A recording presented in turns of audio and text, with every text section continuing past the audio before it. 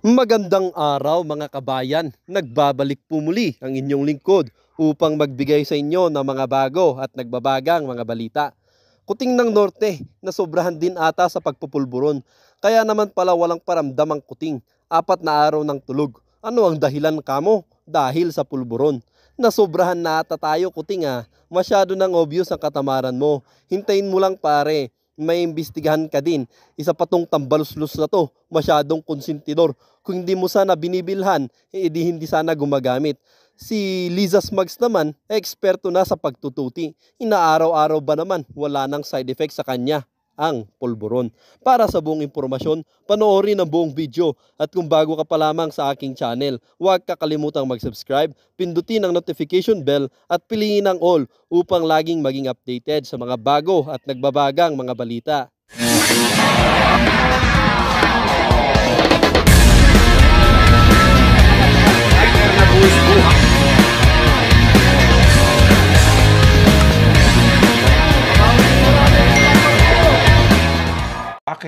Bakit yung 4 days na tulog ay mai-connect natin, okay?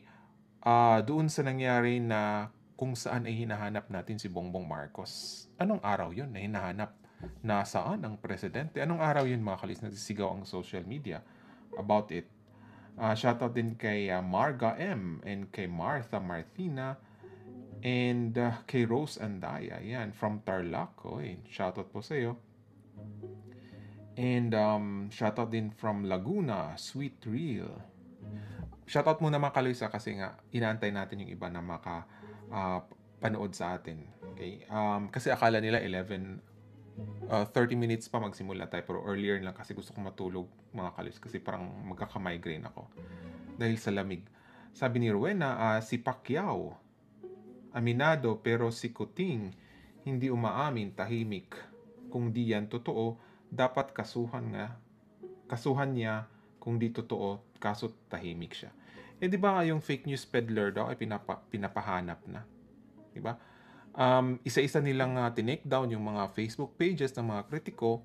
Tapos ngayon, yung mga fake news peddler daw ay pinapahanap na. Sa bagay, si Maharlika nabigyan nga ng warrant of arrest. What will you expect?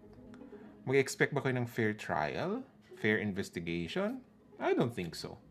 Diba kaya nga maraming nag-ano sa social media na parang silent martial law na daw eh. Sabi ni Laguna Vibes, yung evidence ng smuggling wala pa din po. Paano nga di ba mga Kaloys, paano nga maano ng mga investigador kung mismo yung tatanungin na ayaw nilang i-present sa Congress? Di ba kasi sabi ko nga sa inyo, yung mga investigador, sila po yung nagtatanong sa mga witness para alam nila saan hugutin yung ebidensya na kailangan. Right? Wala si Michael ayaw nilang ilabas. Wala tayong maano mga Kaloys. Sabi ni Jerome, hindi ka naman pumasok sa live ni Joey at Sasboss. Kasi po magkaiba yung time zone. Pag nagla-live sila, nasa work ako. Tapos kung tapos ng work ko, tulog naman sila. Okay, pero I hope this weekend ay makakasama ko sila mga Kaloys. Sabi ni Komoni, sorry, na wrong vote ako. Ano ba yung live survey natin mga Kaloys? Ito po yung live survey mga Kaloys. Napakasimple lang nitong katanungan nito. It's just like, mag-check lang ako kung talagang sang-ayon pa ba kayo. Iboboto mo ba ang politiko na mata pobre sa likod ng kamera? 93% nagsabi na hindi. 7% nagsabi na oo. Ano ba yung mata pobre? Baka yung iba hindi nakakaintindi ng mata pobre mga Kaloys. Ano yung mata pobre? Yung, di ba yung nilook down ka? Tama ba yung mga Kaloys? Yung minamata-mata ka. Ano bang other terms sa mata pobre mga Kaloys? Sa mga Tagalog dyan, ano bang iba pang term sa mata pobre? Yan, shoutout din kay Princess Maui. And kay Maria Corazon Reyes, hindi ako boboto sa walang malasakit. Yan! Bingo! Hindi ako boboto sa walang malasakit sa mga mahihirap. Sorry na lang, nabudol ako pero nagising ako sa katotohanan. Yan, walang malasakit. Okay? Alam mo mga Kaloys, may nagsabi sa akin nito, staff ni Liza. Okay? Staff ni Liza ulit. Na sinabi niya na ito dong si Bongbong Marcos ay mata pobre. Okay? Yung staff ni Liza ay siya po ang saksi sa likod ng camera. Kasi hindi naman natin talaga kilala si Bongbong Marcos sa likod ng camera. Kasi nga, syempre, kung may camera, talagang acting talaga yung mga politician, di ba? Na parang, uy, may malasakit, di ba? Pero sa likod ng camera ay iba na. Di ba yung may nabalita nga na yung si Lani Mercado, di ba? Sa Cavite ba yun na campaign, di ba? Handshake, tapos pag sa likod ng camera ay, nasaan yung alcohol? Nasaan yung alcohol? Di ba? Ganun kaagad. Di ba? May mga ganun may mga plastic talaga ng mga politiko. Right? So, kaya nga, nagtatanong ako, iboboto niyo ba kung malalaman mo yung politiko ay mata pobre pala? Right? Sagutin niyo mga kaloys at bakit? Lagay niyo dyan sa baba mga kaloys. Shoutout tayo kay Kuya Moto, mataas ang tingin sa sarili. Pwede rin. Diba? Yung mata pobre. Nakakatulong ba yung mata pobre na politiko mga kaloys? That's the next question, di ba? Sabi ni Jess Salatar, hi Kaloy, nakakalungkot naman na nangyari sa Pilipinas. Sobrang naka-low moral. Salamat sa inyo at sa mga katulad mo nagmamahal sa ating bayan, mabuhay ka. Alam mo mga kaloys, napakalaking problema talaga, okay, ng ating bansa ngayon. Right? Hindi man natin nakikita, okay, yung time ni Duterte at saka ngayon. Nararamdaman nyo kung safe ba kayo lumabas ng gabi kaysa ng time ni Duterte. Nararamdaman ninyo kung yung sahod nyo ay kakasya pa sa bibilihin nyo. Di ba? Yun yung mga indication alam mo yung press ng Pangulo ay pwede silang magsinungaling na ito, yung inflation natin ay bumaba na, di ba? Pwede lang gawin yun. Di ba? Pwede talaga lang gawin yun para may mga mabudol pa. Pero kayo mismo, mararamdaman nyo yung effect. Kahit sabihin ng mga congressman at mga senators na sabihin nila na yung MOE ay hindi namin kunurakot, pero yung effect nun, mararamdaman nyo. Diba yung resulta? Mararamdaman mo yun. Right? So, wala talagang maitatago itong mga corrupt na mga politiko. Sabi ni It's Me G's TV, hintayin nyo lang isang araw, ipagtatanggol na nila si Tambaluslos. Well, gusto naman talaga nila si Tambaluslos na maging presidente, di ba? Sabi ni Alice, nakakahiya ang bansa natin sa buong mundo. We are watching from Germany. Yan, thank you po for joining us. Sabi naman ni Laguna Vibes, lahat naman po ng politiko ay elitists ang attitude, lalo na yung mga grad ng private Catholic schools. Alam mo mga kaloys, ako po ay nag-aral sa Ateneo School from grade 1 up to college, di ba? Ang tinuturo po sa amin mga kaloys ay yung to be men and women for others. Di ba yung pagkakaroon ng may malasakit, okay? Yung pagiging matulungin sa kapwa. Di ba? Pero nag-wonder ako bakit itong mga graduate, yung mga kapwa ko atenista, lalo na si Lisa, atenista din yan si Lisa, ay walang puso. Di ba? Sa bagay, sa Ateneo, scholar lang po ako. So, mahirap. Di ba? Pero yun na nga nanggaling sila sa isang Catholic school, pero bakit ganun ang kinilalabasan? Di ba? Nakakahiya. Right? Baka bulakbol ito pag nag-aral, di ba? Hindi talaga niya dinidibdib kung ano yung tinuturo ng mga pari, di ba? Ng mga magandang aral. Nakakalungkot, okay? Tingnan mo diyan sa Congress, sa Senado, ilan yung mga diyan nag-aaral sa mga sikat na schools, di ba? Nakakala natin, di ba, na dahil nga nakapag-aral sila doon ay gagawin nilang kabutihan para sa bayan, right? Sabi ni A. Menendez, mata pobre sa Tagalog, mababa tingin sa mahirap, plastic ang pakikitungo, mabait lang pag eleksyon. Pag nanalo na, wala na paki sa tao. Budol. Di ba? Budol mga kaloys. So, let's start mga kaloys. At I think nandito na yung ibang inaantay ko. Ayan. So, ito mga kaloys, di ba nung pinost ko 2 days ago about dun sa mga paano mo nalaman pagiging isang tao ay addict sa pamagitan ng kanilang mga mannerism. Di ba yung may share ako na ayon sa study, ganito yung maging itsura ng mga addict. So may nag-ano doon nag-act. And kinumpare natin dun sa video na nakuha natin kay Bongbong Marcos at kay Abalos. Although trending siya mga kaloys kasi marami talang nagulat dun sa comparative study natin. At nakita talaga natin dun na tumutugma dun sa sinasabi nga pag ikaw ay nagko-cocaine, ito yung mangyayari sa bibig mo, sa mata mo, sa expression ng mukha mo. So ito parang ano lang to parang part 2 to doon sa diniscuss natin bakit nawala ang Pangulo nung time na may bombing sa MSU or sa Marawi. Diba kasi nga maraming nagtatanong nasaan ang Pangulo? At dahil din sa ating mga viewers nakipagtulungan sa ating pag-analyze, kasi sabi ko sa inyo mga kaloys, mag-comment din kayo kung ano sa tingin nyo, kung anong analysis nyo, kasi nababasa ko. Okay, at dahil doon ay nako-connect natin somehow yung katanungan natin noon na bakit missing si Bongbong Marcos. Okay? So, let's start mga kaloys. Wait lang, i-down ko lang tong Yan, shoutout kay Benji Relato from UK. Uy, pag nasa UK kayo, hanapin nyo si Thinking Pinoy, di ba? Baka hindi nag-aaral mga kaloys, di ba? Kasi nga ayon sa puting ahas, silver na ahas, ay bagman si Thinking Pinoy. Okay, paging yung mga OFWs sa UK. Okay, pag magmamasid kayo, okay, maging detective kayo kung totoo ba talagang nag-aaral. Okay, mga kaloys, wait. So, nung bombing mga kaloys, 'di ba yun, December 3, 'di ba? Ay hindi talaga pumunta si Bongbong Marcos or hindi nagpakita or hindi man lang post lang ng message, hindi man lang nag-live kahit 5 seconds or 1 minute about it, 'di ba?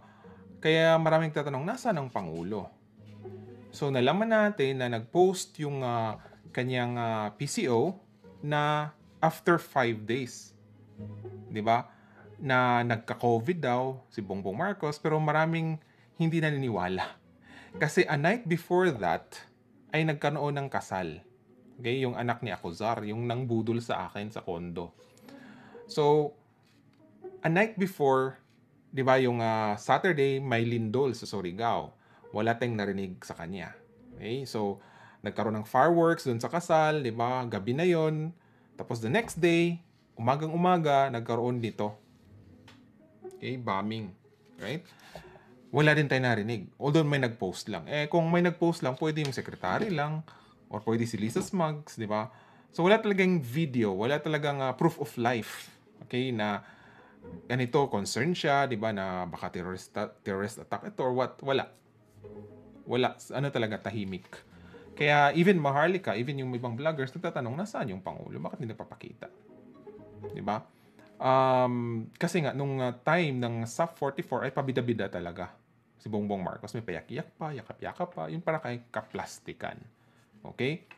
So nung nag-discuss ako doon sa about polvoron nga, 'di ba, yung mga facial expression, may nag-comment. Okay, may nag-comment na viewer. At dahil sa comment niya ay napaisip tayo. Oo nga bakit hindi natin naisip 'to? 'Di ba? Mukhang bibingo. Okay? Mukhang bibingo si Maharlika doon sa sinabi niya. So, shoutout pala kay Bobby. Okay? Sabi niya, ang nakatira ng polvoron ay natutulog ng straight 4 days or more. Very deep sleep kahit gaano kaingay ang paligid. Nag-reply naman si God is powerful. Sabi niya, kaya pala kunwari COVID. Di ba yung reason na hindi nakikita natin si Bongbong kasi nagka-COVID daw. Pero hindi tayo naniniwala kasi nga, bakit yung mga kasamahan niya dun sa kasal, di ba, the day before, ay bakit hindi nag-quarantine, di ba? Even yung kanyang asawa ay patuloy pa rin sa trabaho. So, sobrang halatang kasinungalingan talaga yung sinabi na COVID. Pangatlong COVID na niya yun. So, ibig sabihin na overdose siya ng COVID, ganun? Di ba? Pang-Guinness na yung kay Bongbong Marcos. Sabi ni MJ Rich, alamin nyo yung address ni Thinking Pinoy sa London, then hanapin nyo sa Google Map. Yung sa university nga lang niya, mahanap niyo na siya. Okay? Pag makita kayong malaki doon, most probably siya yun, mga kaloys. So, ito yung, mga kaloys, di ba? Yung komento nga. Kaya nga sabi ko sa inyo, kung ano yung analysis niyo, mga kaloys, isulat niyo din sa comment. Kasi babasahin din namin. Okay? may katotohanan kaya itong sinabi ni Bobby. Okay? Eto mga kaloys, ayon sa American Addiction Center, okay? Ito yung source natin American Addiction Center. Dito mga kaloys, sinailet ko na. Excessive sleeping. Excessive sleeping. Sobrang pagtulog. Kasi nga, sabi ni Bobby, sa experience niya, 4 days or more. 'Di ba? Ilang days ba yung hindi natin nakita si Kuting? Kaya nga 'di ba sabi ni Miss Maharlika nakarating sa kanya na during this time na hindi mahanap si Kuting ay nagpadala ng 10 tangke de gera sa Malacanang. Bakit? 'Di ba? Bakit? Bakit magpadala si Liza ng 10 tank sa Malacanang? Takot ba siyang magkaroon ng kudita? Tapos yun pala, walang presidente doon, di ba? Right? Takot ba siya na dahil pag magkaroon ng problema ay walang maiharap na Bongbong Marcos na mag-televise at mag-decide? Di ba mga kaloys? Yun siguro ang reason. So, na-research ko mga kaloys, dito nga, symptoms that are often following prolonged use, okay, or binging include excessive sleeping, okay, depression, agitated behavior, and apathetic attitude. Yan. So, ito mga kaloys, dito pasok excessive sleeping. Magtatanong kayo, bakit nagkakaroon ng excessive sleeping? Alam ko yung mga addict ay gising na gising. Okay? Even yung mga artista, di ba, yung iba sa kanila ay para sila, para gising pa rin sila kasi nga medyo mahaba yung work nila ay nagtitake sila ng droga. Okay? Para gising na gising. Even yung mga estudyante na cramming na, di ba, gusto mag-aral, gusto talagang hindi antokin, ay nagtitake nun. Kaya nga sabi ko nga mga kaloy sa inyo, kung sobrang mura na ang polvoron dyan sa Pilipinas or asin, ay madali itong ma-access ng mga estudyante. 'Di ba? Na maniring pa nga ako dati na pag nakatake ka noon, parang yung utak mo talaga talagang naging matalino ka. 'Di ba? Pero hindi nila alam yung side effect noon. Right? Yun yung ikinatatakot ng mga OFWs na yung anak nila ay makakaroon ng chance na makabili ng ganun kasi sobrang mura nga. From 5,000 sa time ni Digong, naging 900 na lang. So, ibig sabihin nun, maraming supply. Di ba? Hahayaan nyo ba maging pulboronic ang anak nyo? Nagsikap kayo sa abroad, pinapaaral nyo yung mga pamangkin nyo, ang anak tapos maging pulboronic lang? Di ba mga kaloys? Sabi ni A. Menendez, takot siya mapalayas sa palasyo, hindi pa sila tapos sa pangangamkam. Di ba hanggang kay Sandro nga gusto nila mananatili? Di ba? So, may katanungan nga, bakit nagkakaroon ng excessive? Ang alam naman natin na talagang gising na gising itong mga dilat na dilat itong mga mga addict. Alam mo mga kaloys, pag sobrang gising sila for how many days, magkakaroon din ng rebound. Rebound. Di ba napansin nyo pag mag-travel kayo na wala kayong tulog, di ba straight, pagdating nyo, sobrang namang haba yung tulog nyo. Parang bumabawi yung katawan nyo. So, rebound. So, since gising na gising ka kasi nakatake ka ng pulboron, ilang days, pag na yun, mag-slow down na yung mo, yun na nga, babawiin din ng katawan mo. So, magkakaroon ka ng excessive na pagtulog. Kaya nga, di ba, sabi ni Bobby, 4 days or more. Nakakatakot, baka hindi na magising, di ba mga kaloys? Baka pagising mo, nasa, ka na? Nasa kabaong ka na, mga kaloys, right? Sabi ni CPH Deluxe, nasaan ka BBM? Kaya nga, yung sinabi nila na COVID, di ba, ang daming walang naniniwala. Kaya parang na-connect natin na kung excessive man yung sleeping niya ay dahil sa prolonged use of polvoron. Di ba? Pwede. Right? May possibility. Di ba mga kaloys? Ano sa tingin niyo mga kaloys? Naniwala kayo sa COVID? Ang reason kung bakit hindi siya nakikita dito na napaka-importante na magpakita siya, di ba? Buti pa si Vice President Sara ay nagbigay ng statement at video talaga. Bakit si Budol-Budol man hindi nagpapakita? Ano sa tingin niyo mga kaloys? Sabi ni Earth, billionaire na sila. Nakukuha pa magbisyo at magnakaw. Kulang sa spiritual counseling at medical. Karamihan kasi sa mga adik mga kaloys ay yung mga na-depressed. Okay? Halimbawa dito mga kaloys, nagtatanong ako dun sa may addict kasi. Okay? Nagtatanong ako bakit naging addict siya? Depression. Okay?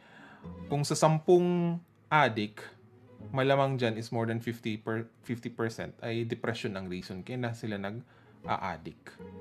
Okay? And sabi din ni babaeng ipis na sinabihan ni Direk Daryl Yap about dun sa couple na nagpupulburon daw talaga, at ang source ni Direk Daryl Yap si Aimee, tapos ngayon later on si Daryl Yap ay dininay niya. Okay? Ang reason daw na nagpupulburon yung couple ay dahil sa depression, dahil nga natalo nung 2016 election. Yun yung reason daw. Okay?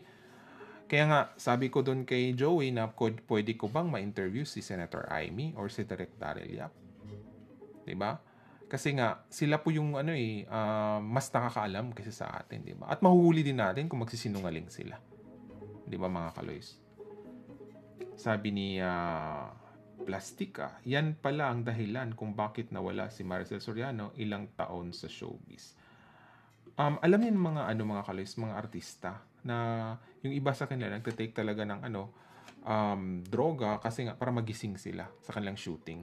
Kasi nga tuloy-tuloy dapat yung shooting mga kaloys, di ba? Tapos after ng shooting, ayun na nga, matutulog na sila ng mga ilang araw. Parang mga vampira. Sabi ni Ronald Vicente, ganyan talaga pag-addict, sarili lang niya ang iniisip, wala siyang pake. So nagiging mata pobre yung mga addict. Or walang malasakit, right? So, paki-type na lang dyan mga kaloys kung agree kayo dito sa sinasabi nitong American Addiction Centers na kung prolonged use of cocaine ay talagang magkakaroon ka ng excessive sleeping na pwede ning irason mo na lang ay COVID. Okay? Pag may maghahanap sa'yo, na COVID po siya. Diba? Paano lang kaya mga kaloys kung hindi nangyari yung pandemic? Ano kayang irarason? Right? So, ang isa pang natin mga kaloys, nakakabahala dito. Diba, aside from yung sinabi ng puting ahas na mata pobre daw talaga itong si Bongbong Marcos, napansin ko na yun mga kaloys nung time na nakausap ko si Franz Imperial na undersecretary na ngayon, na sinabi niya na nakukornihan daw si Bongbong Marcos sa Caravan. Di ba doon siya sumikat sa Caravan? Kasi nga nakikita niya yung mga botante talaga na nagdagsaan, di ba? Doon natin na-compare yung Caravan ni Lenny, Caravan ni Bongbong Marcos, Caravan ni Isko, na mas marami talaga ang pumupunta or nagsasalubong kay di ba, kay Bongbong Marcos. Sumasalubong kay Bongbong Marcos ng Caravan. Di ba? Doon natin nakita, for sure na mananalo to si Bongbong, sobrang dami. Right? Yung kay Lenny ay nilangaw, yung kay Isko ay nilangaw. So wala talaga sure na mananalo si Bongbong Marcos. Pero nagulat nga ako nung sinabi ni Franz Imperial na nakokornihan si Bongbong Marcos. Ibig sabihin nun, hindi siya masaya na makita yung mga supporters niya or tamad lang siya. Diba? At sabi nga, nung staff ni Liza ay matapobre nga daw. So, ibig sabihin nun ay totoo yung sinabi niya dun sa interview na talagang kung siseryosohin daw niya, ang trabaho bilang presidente ay mabigat daw at thankless job daw. Diba? Yun yung sabi niya. Kaya pala ngayon mga kaloys, naramdaman natin na yung 20 pesos per kilo ay talagang hindi mangyayari. Kasi nga, kung ang taong mata pobre, wala yung malasakit, bakit maging concern pa siya sa mga hirap bumili ng bigas? Diba? Aasa pa ba kayo? Nababangon? Budol lahat yung mga sinabi niya mga kaloys. Right? Sama-sama tayong babangon. Hindi ang mahihirap, kundi yung mga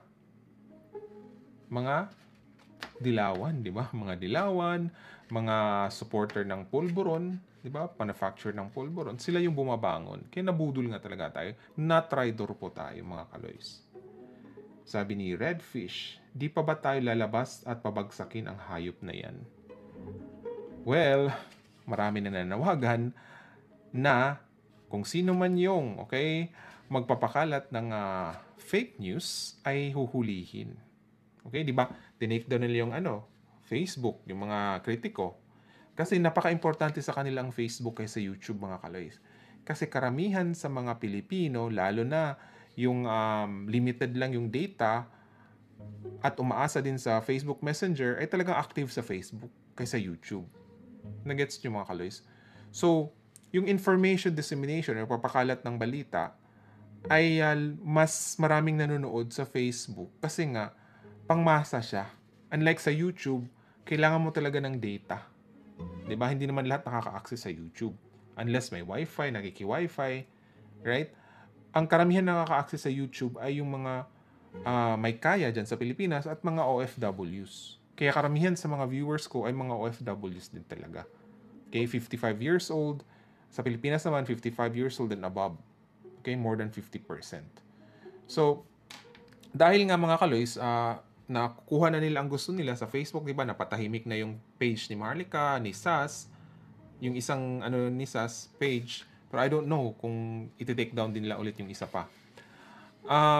Ito na nga, may balita, okay, o binalita na talaga na hahabulin nila, okay? Ang mga nagpapakalat daw ng fake news. Okay, yan no? PNP orders crackdown on fake information about destabilization versus government. Diba? PNP criminalizing spreading fake news. So, ang priority nila mga kaloys ngayon ay yung fake news daw. Okay? Alam niyo bakit mga kaloys? Bakit nila ginagawa to? Okay. Supposedly, ang itong mga PNP, okay, ang priority talaga nila, yung talagang yung paghuli ng mga, di ba, yung mga drug lords, yung mga kriminal, di ba, pag-solve ng mga cases. Pero prioritize nila ngayon ang fake news. Bakit? Ibig ba sabihin nito ay affected talaga sila kasi nga yung mga tao ay sumasang-ayon dun sa sinasabi natin? Sumasang-ayon sa mga kritiko? Sumasang-ayon dun sa mga PMAer? 'Di ba? Yung nangyari nga nung kay Dr. Baduy at saka kay Ka-Eric, 'di ba? Maraming PMAer nag-sign. Affected sila doon, mga kalays. And yun na nga, 'di ba, yung Congress ay nag-ano pa sila, rehearsal sila kung magkaroon ng kudita, saan sila tatakbo. So, ibig sabihin nun ay threatened itong budol administration. Kasi nga, nakikita nila na dissatisfied talaga ang taong bayan kahit anong gagawin nila na pambubudol, pag-fake news, di ba? Tulad ng pag-photoshop kay First Lady, diba? Fake news yun, mga kaloys. Right? Yung mga fake news nila na di ba, na malapit na tayong di ba yung sinabi ni Bongbong Marcos, ilang days na lang matutupad na yung 20 pesos na per kilo. Nasaan na? Hindi ba fake news yung gagawa sila ng mga statistics, kumbaga, di ba, para mapaniwala yung tao. Pero the fact na itong si Bongbong Marcos ay binudol tayo, di ba? Magtitiwala pa ba kayo kung ano yung lalabas sa kanyang bunganga? I don't think so. Di ba? Sabi ni Benjamin Fowler, sana ilabas na ang pulboronic para hindi na ma-edit yan. Darating tayo dyan. Marami na pala nakapanood. Baka ako nilang hindi. Sabi ni Jumratya, bakit sa Malacanang daming fake news? Hindi yun na nga eh. Di ba? Oy, PNP, madali lang hulihin at punta kayo sa Malacanang. Di ba? Hulihin niyo muna yung mga Ensaymada vloggers kasi sila talaga nagpapakalat. Mawala na sila sa reality. China-challenge ko yung mga Ensaymada vloggers na kung gusto niyo talaga na magiging kayo, credible, edi mag-live survey kayo. Punta kayo sa palengke, mag-interview kayo. Punta kayo sa daan, mag-interview kayo. Para malaman nyo talagang totoo. Kasi nga, kung hanggang papel lang yan, di ba? Hanggang fake survey lang yan, papel lang, di talaga mapagkatiwalaan. The fact nga, budol ang administration, ang taong bayan hindi naniniwala. Di ba? Ito na ba ang silent martial law na sinasabi nila? Right? Sobrang layo po talaga ni Bongbong Marcos sa kanyang ama, mga kaloys. Kung ikaw po ay talagang totoong loyalista, alam mo yan. Even nga si Amy Marcos, di ba sabi ni Direk Daryl Yap, na nagdeklara na siya na ang administration na to ay hindi isang Marcos. Diba? Kasi nga, alam ni Amy kung ano ang Marcos brand of leadership. Alam ni Amy ang ginawa ng Sa napanood niyong video mga kabayan, ano naman po ang inyong mga opinyon? Ang ating comment section ay bukas para sa inyong mga komento at reaksyon. Huwag kakalimutan, do not let your thoughts left unspoken. As citizen of this country, your opinions matter. Huwag pong mahihiyang magbigay ng inyong mga saloobin, mga kabayan. At syempre, huwag niyo din pong kakalimutan i-share ang video ito upang inyong mga kaibigan at kapamilya ay maging aware din sa kung anong nangyayari sa ating bansa. Huwag din kakalimutang mag-iwan ng like. Hanggang sa muli!